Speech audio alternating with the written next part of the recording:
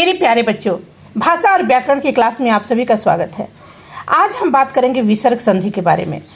तो आइए पहले जानते हैं परिभाषा। विसर्ग संधि विसर्ग के साथ स्वर या व्यंजन मेल से जो विकार होता है उसे हम विसर्ग संधि कहते हैं। विसर्ग संधि के भेद 3 होते हैं: उत्तो विसर्ग संधि, सत्तो विसर्ग संधि और रुत्तो विसर्ग संधि। ठीक है, उत्तो विसर्ग संधि के बारे में हम जानते हैं। यदि प्रथम पद के अंत में अ स्वर के बाद विसर्ग आए तथा दूसरे पद के प्रारंभ में किसी भी वर्ग का कोई भी वर्ण आए तो विसर्ग उ में बदल जाता है और अ प्लस उ का ओ हो जाता है। यदि आगे हर स्वर अ आ जाए तो उसका अवग्रह रूप हो जाता है या फिर अ होने पर अ का लोप हो जाता है। उदाहरण में हम देख लेंगे: मनः प्लस अभिलाषा, मनोभिलाषा, सरह प्लस वर, सरोवर। ठीक, आगे देखते हैं। सत्व विसर्ग संधि: यदि प्रथम पद के अंत में अ स्वर को छोड़कर अन्य किसी स्वर के बाद विसर्ग आए तथा दूसरे पद के प्रारंभ में किसी भी वर्ग का कोई वर्ण आए तो विसर्ग र में बदल जाता है और अगले वर्ण के ऊपर चढ़ जाता है। यदि आगे कोई स्वर वर्ण आ जाए तो उस स्वर की मात्रा र में जुड़ जाती है। उदाहरण देख लेंगे: बहि प्लस अंग, बहिरंग, आयु प्लस वेद, आयुर्वेद। अब हम रुत्व संधि देखेंगे।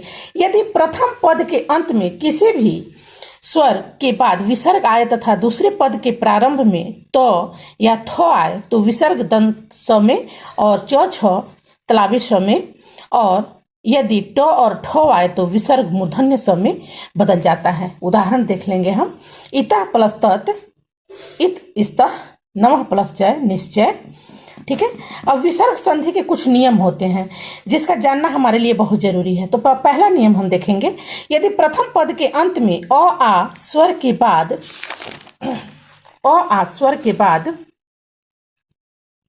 विसर्ग आए तथा दूसरे पद के प्रारंभ में क ख प फ में से कोई वर्ण आए तो विसर्ग स में बदल जाता है।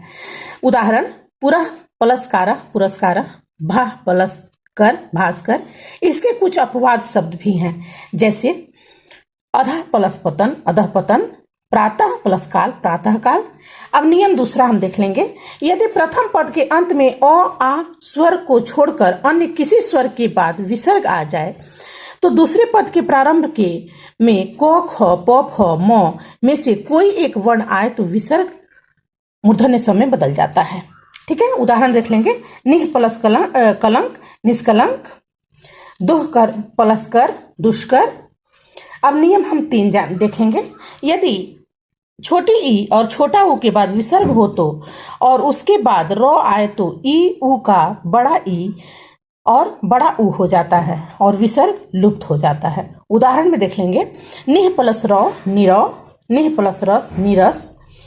अब चौथा हम नियम देखेंगे इसका: यदि विसर्ग के पहले अ और आ को छोड़कर कोई दूसरा स्वर आए और विसर्ग के बाद कोई स्वर हो या किसी वर्ग का तृतीय, चतुर्थ या पंचम स्वर हो या यो, रो, लो, वो, हो तो विसर्ग के स्थान पर र हो जाता है।